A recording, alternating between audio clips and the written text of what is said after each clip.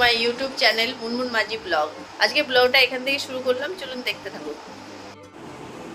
এই দেখুন মেয়ের হাতে এটা কি, এটা হচ্ছে ক্যাপসুল। এটা জলে দিলেই বিভিন্ন রকম ডাইনোসরের শেপ হবে। এই যে লেখা আছে গ্রোয়িং ক্যাপসুল অ্যানিম্যাল ডাইনোসর। চলুন, মেয়ে এটা এখন নিয়ে এসেছে বই দোকান থেকে কিনে পড়ে। চলুন দেখাবো এটা কি জিনিস। এখানে দেখুন বিভিন্ন কালারের আছে, হলুদ আছে, রেড আছে, ব্লু আছে, গ্রিন আছে আর অরেঞ্জ আছে। এই 5টা কালার আছে। চলুন আমি একটা এখন ওপেন করে নিচ্ছি। ওপেন করো, একটাই খোলো দেখি। দাঁড়াও দাঁড়াও, দেখাও দেখো। এই দেখুন এই ক্যাপসুলটা আছে এর ভেতরে। দেখুন এখানে প্রসেসটা লেখা আছে, drop the capsule in warm or hot water, watch the capsule melt and the capture will grow. এই দেখুন, তাহলে আমি একটু জলটা গরম করে নিয়ে আসি। মেয়ে ঠান্ডা জল নিয়ে এসেছিল, আমি ওটা একটু গরম করে নিয়ে আসছি, দাঁড়ান। এই দেখুন জলটা গরম হতে দিলাম। এই দেখুন জলটা গরম হয়ে গেছে, আমি এটা নামিয়ে নিচ্ছি।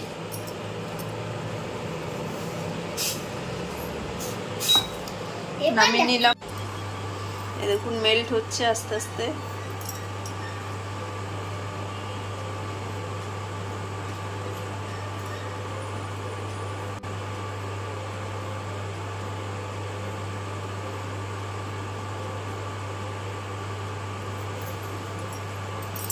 এটা ডাইনোসর শেপ হয়ে যাবে।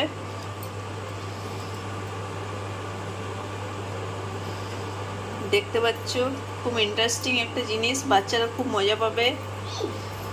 যদি আপনাদের বাড়িতেও বাচ্চা আছে তাহলে এগুলো নিয়ে আসুন, সেটা মজা করে খেলবে।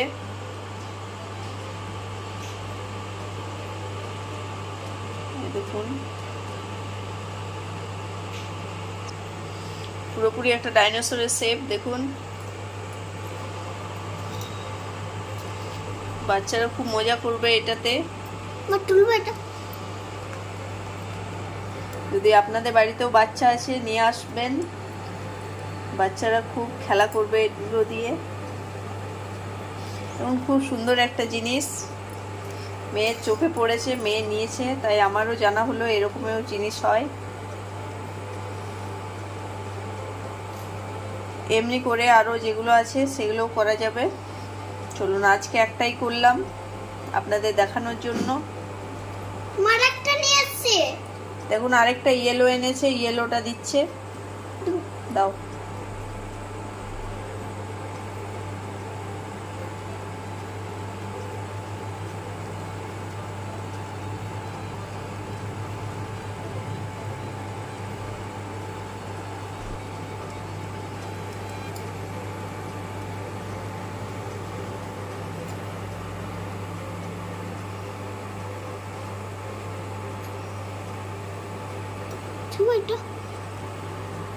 এই দেখুন ওইটাও আস্তে আস্তে মেল্ট হচ্ছে, ইয়েলোটা, তারপর আস্তে আস্তে ডাইনোসর শেপ নিচ্ছে। দেখুন